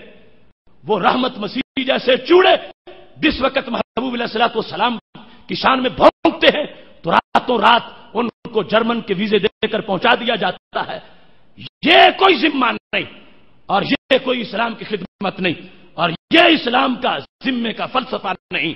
جس نے ذمہ خود توڑا اس کا فیصلہ عاشقوں کی تلواریں کریں گی۔ حضرت عبداللہ بن عمر رضی اللہ تعالیٰ عنہ نے یہ واضح کیا، اور بالخصوص حضرت عمر رضی اللہ تعالیٰ عنہ کا ایک جملہ پیش کرتے ہوئے اپنی گفتگو کو سمیٹتا ہوں۔ حضرت عمر رضی اللہ تعالیٰ عنہ جب شام گئے، ایک قبطی آدمی تھا، اس نے حضرت عمر رضی اللہ تعالیٰ عنہ کے ساتھ مل کے ایک معاہدہ کیا کہ اب قبضہ تمہارا ہے، ملک تمہارا ہے، ہم نے رہنا ہے، ہمارے کچھ حقوق ہیں، ہمارے حقوق کی حفاظت ہونی چاہیے۔ معاہدہ طے ہو گیا۔ جب مجمع میں وہ معاہدہ پڑھا جانے لگا، اب دیکھنا کہ کس چیز کو مداخلت فی الدین سمجھا جائے گا۔ ہم کہتے ہیں ذمی رہیں مگر ہمارے دین کو نہ چھیڑے، ہمارے دین میں مداخلت نہ کرے، ہمارے دین پر تنقید نہ کریں۔ یہ کب تنقید ہوتی ہے، کب مداخلت ہوتی ہے، کس چیز کو مداخلت کہا جاتا ہے؟ آج تو صورتحال یہ ہے، بورے والا کا ایک سکول، اس میں ایک پادری کے استقبال کے لیے سارے مسلمانوں کو پادریوں والے کپڑے پہنائے گئے، مسلمان بچوں۔ اس حد تک شرارتیں ان لوگوں کی بڑھ چکی ہیں۔ اب شام میں جس وقت مجمع عام کے اندر حضرت عمر فاروق رضی اللہ تعالیٰ عنہ عہد نامہ پڑھنے لگے، خطبہ پڑھا۔ کیا خطبہ تھا؟ یہ جو ہم عمومی طور پر جمعے میں پڑھتے ہیں، الحمدللہ احمدہ واستعینہ، وحد متکلم کی صیغہ کے ساتھ، اللہ کی ساری تعریفیں، میں اس کی حمد کرتا ہوں، اسے مدد چاہتا ہوں. من یہد اللہ فلا مضل لہ، اور من یہدہ اللہ، کہ جس کو اللہ ہدایت دے اسے کوئی گمراہ نہیں کر سکتا. ومن یضلل فلا ہادی لہ، اور جسے رب گمراہ کرے اسے کوئی ہدایت نہیں دے سکتا. یہ عمومی جو ہمارا خطبہ، یہی خطبہ وہاں سے چل کے آیا اور نبی علیہ السلام سے ثابت ہے. حضرت عمر رضی اللہ تعالیٰ عنہ نے جب مجمع عام میں یہ پڑھا تو وہ نبتی ساتھ ہی کھڑا تھا، اس نے لقمہ دیا، کہتا ہے ان اللہ لا یضل احد، اللہ کسی کو نہیں گمراہ کرتا. یہ خطبہ غلط پڑھ رہے ہو، کیونکہ خطبے میں تھا نا جس سے رب گمراہ کرے اسے کوئی ہدایت نہیں دیتا. رب کی طرف گمراہ کرنے کی نسبت قرآن مجید میں ہے نا، یضل بہ کثیرا ویہدی بہ کثیرا، کہ اس قرآن سے اللہ کئی لوگوں کو ہدایت دیتا ہے، کئی لوگوں کو گمراہ کر دیتا ہے. تو مطلب نسبت سبب بن جاتا ہے جس کی وجہ سے نسبت اللہ تعالیٰ کی طرف کی گئی. اور اب جب حضرت عمر رضی اللہ تعالیٰ عنہ نے یہ کہا کہ جس سے رب گمراہ کر دے اسے کوئی ہدایت نہیں دے سکتا، وہ ذمی بولا نہیں اللہ کسی کو نہیں گمراہ کرتا. اب بظاہر تو توحید بیان کر رہا تھا، اللہ کی شان کہ اللہ کی طرف اس چیز کی نسبت نہ کرو. حضرت عمر رضی اللہ تعالی عنہ سے کچھ دور تھا. حضرت عمر نے لوگوں سے پوچھا ما تقول، اس سے کہا کیا کہہ رہے ہو، مجھے کوئی سبق پڑھانا چاہتے ہو؟ قال لا شیء، اس نے کہا کچھ نہیں کہہ رہا، چپ کر گیا. حضرت عمر رضی اللہ تعالی عنہ نے پھر پڑھا، اس نے پھر کہا. آپ نے فرمایا وہ سننے والوں بتاؤ یہ کہتا کیا ہے؟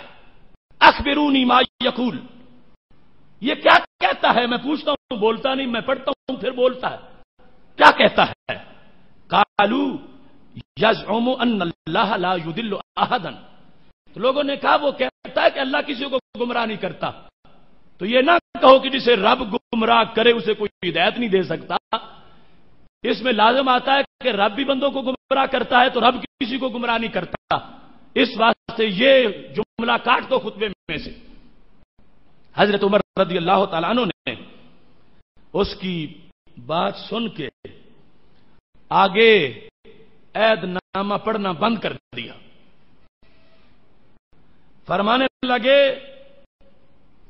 ان لم نؤتک الذی آتیناک لتدخل علینا فی دیننا، فرمایا یہ ہے ہمارا دین، ہم نے تجھے جو ذمہ دیا اس لیے نہیں دیا کہ تم ہمارے دین میں مداخلت کرو.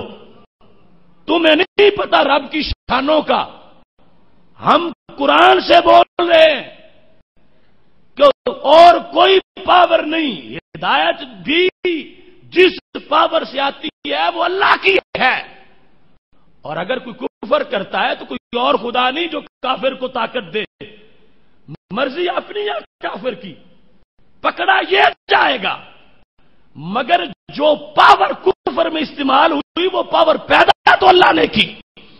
تو نسبت رب کی طرف اس لحاظ سے ہے، اور وہ جو گمراہ ہے جہنمی اپنے عمل کی وجہ سے بن جائے گا.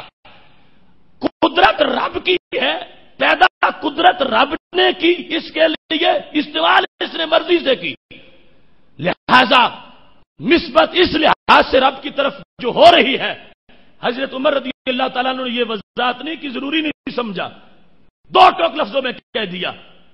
اس وقت سمجھانا بھی ضروری نہیں سمجھا کہ کیوں کہہ سکتے ہیں. فرمایا یہ عہد نامہ ختم، ہم تجھے عہد اس لیے نہیں دے رہے تھے کہ تم ہمارے دین میں مداخلت کرو. والذی نفسی بیدہ لئن عدت لأضربن الذی فیہ عیناک. اب تو نے یہ جملہ دوبارہ بولا تو تیرا سر بدن کے ساتھ نہیں رہے گا. وہ جو میں نے خود لکھا سیاہی خشک ہو گئی، ابھی خشک نہیں ہوئی تھی تو بول پڑا، اور تو اور عمل کیا کریں گے، میں بھی اس پر عمل نہیں کروں گا، جو ذمہ تھا ختم۔ فرمایا آدرے بننا، میں ماروں گا اس کو، اس جگہ کو جس میں تیری آنکھیں لگی ہوئی ہیں، سر، میں سر تیرا اتاروں گا اگر تو نے اب بولا۔ اب یہ جملہ اس سے عہد ٹوٹ گیا، اتنے جملے سے کہ اس نے کاٹا کہ یہ لفظ نہ بولو۔ حضرت عمر رضی اللہ تعالیٰ عنہ نے کہا جو سرکار مدینہ صلی اللہ علیہ وسلم کے دین پڑے ہوئے ہوں انہیں تجھ جیسے پادری کی باتوں کی کیا ضرورت ہے، تو ہمیں مشورے دینے آیا ہے، اور میں کوئی عہد نہیں تیرے ساتھ، اگر تو نے اب بولا تو تیرا سر میں اتاروں گا۔ تو یہ صورتحال ہے۔ آج اس سے 1000 درجہ وہ بگوڑے آگے بڑھے ہوئے ہیں، پھر بھی ذمہ ہوں گے تو کیسے ہوں گے؟ اس واسطے ذمہ اور اس کے جو تقاضے ہیں ہم خود ان کے لمبردار ہیں، مگر ذمیوں کو یہ احساس کرنا چاہیے کہ وہ کہاں بولتے ہیں، کیسے بولتے ہیں، اور ان کو اپنے آپ کو لگام دے کر رکھنا چاہیے۔ یہ روزانہ کی شرارتیں اور سید عالم نور مجسم شفیع معظم صلی اللہ علیہ وسلم کے خلاف پراپوگنڈے جو ان کے معمول کا حصہ بن چکے ہیں، اس کی اجازت ہرگز غلامان مصطفیٰ صلی اللہ علیہ وسلم نہیں دے سکتے۔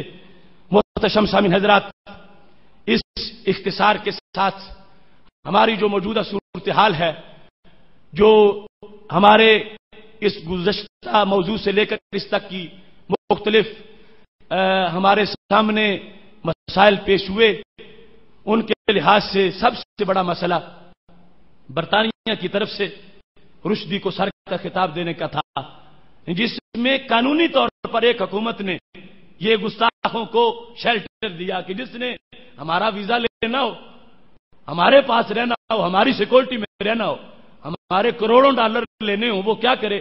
وہ مسلمانوں کے نبی علیہ السلام کی توہین کرے، ہمارے پاس آ جائے، ہم اس کو سر کا خطاب بھی دیں گے، سنبھال کے بھی رکھیں۔ یہ ملکہ برطانیہ نے انعام دے کر اعلان کر دیا تو مسلم امہ کے خلاف اعلان جنگ کر دی، اور پھر یہ دیکھو آج اگر کوئی یہ موضوع پیش کرتا ہے تو لوگ یہ بھی کہتے ہیں کہ یہ جذباتیت پھیلا رہے ہیں، انارکی پھیلا رہے ہیں۔ ادھر دیکھو ان کی وہ بوڑھی جس کی ٹانگیں قبر میں ہیں، اس کے دل میں بغض کتنا ہے نبی علیہ السلام کا، کیا ضرورت پڑی تھی ایک کتے کو سر کا خطاب دینے کی؟ کام اور بھی بڑے، یعنی وہاں پر جو بغض ہے وہ بوڑھوں میں بھی نوجوان ہے، اور اگر ادھر جوانوں میں بھی عشق بوڑھا ہو جائے تو پھر بچنے کی صورت کیا ہے؟ اس واسطے اگر اس بوڑھی جہنمی خاتون ملکہ برطانیہ کے اندر اتنا بغض ہے تو پاکستان کی 100 سالہ بوڑھی کے اندر اس سے زیادہ عشق ہونا چاہیے سرکار کا، کہ سید عالم نور مجسم شفیع معظم صلی اللہ علیہ وسلم کے دشمن کو وہ نوازتے ہیں، سب سے بڑا جو خطاب ہے سر کا وہ دینے والے ہیں۔ میں نے اس موقع پر کہا تھا ایک کتے کو اگر ملکہ کہے عالی جناب، دیکھ لو پھر کتنا سستا ہو گیا سر کا خطاب۔ سر کا خطاب ان کے نزدیک بڑی ویلیو ہے، تو ہم نے کہا کہ پتہ چل گیا کہ سر کا خطاب قیمتی کتنا ہے۔ ہمارے عرف میں جو بھونکنا شروع کرے اس کو ان کے لحاظ سے آج کل کی بات نہیں کرتا، جب پہلے وہ کچھ اچھے لوگوں کو بھی دیا، لیکن آج کی صورتحال جو ہے ہمارے ماحول کا کتا ہو اس کو بھی وہ بوٹیاں ڈالنا شروع کر دیتے ہیں۔ ایک کتے کو اگر ملکہ کہے عالی جناب، دیکھ لو پھر کتنا سستا ہو گیا سر کا خطاب۔ کس لیے شیطان رشدی کو لیا ہے گود میں، خود کیا برطانیہ نے امن عالم کو خراب، جس کی ایک ایک گھونٹ میں ہے نفرتوں کی گندگی، اہل مغرب پی رہے ہیں رات دن ایسی شراب، نہ حیا اپنے نبی کا، نہ خیال مصطفیٰ، کس قدر مردار ٹھہرے آج یہ اہل کتاب۔ سر کا دینا، سر کا لینا، اپنا اپنا ہے عمل۔ پہلا سر ہے، سر کا خطاب SIR، اور دوسرا اردو کا سر۔ سر کا دینا، سر کا خطاب دینا، اور ہماری طرف سے اس سر کا سر لینا۔ سر کا دینا، سر کا لینا، اپنا اپنا ہے عمل، ان کا دینا ہے خطا اور اپنا لینا ہے ثواب۔ سر کا دینا، سر کا لینا، اپنا اپنا ہے عمل، ان کا دینا ہے خطا اور اپنا لینا ہے ثواب۔ بالیقین وہ پوری امت کا بنے گا تاج سر، بالیقین وہ پوری امت کا بنے گا تاج سر، کاٹ کے سر اس کمینے کا بنے جو کامیاب۔ بالیقین وہ پوری امت کا بنے گا، پوری امت سے مراد ہے آج جو پوری امت ہے، اسلاف کی نہیں۔ بالیقین وہ پوری امت کا بنے گا تاج سر، کاٹ کے سر اس کمینے کا بنے جو کامیاب۔ آج یہ لہجے کی شدت سنت حسان ہے، آج یہ لہجے کی شدت سنت حسان ہے، اس لیے آصف یقیناً پائے گا اجر و ثواب۔ وآخر دعوانا ان الحمد للہ رب العالمین۔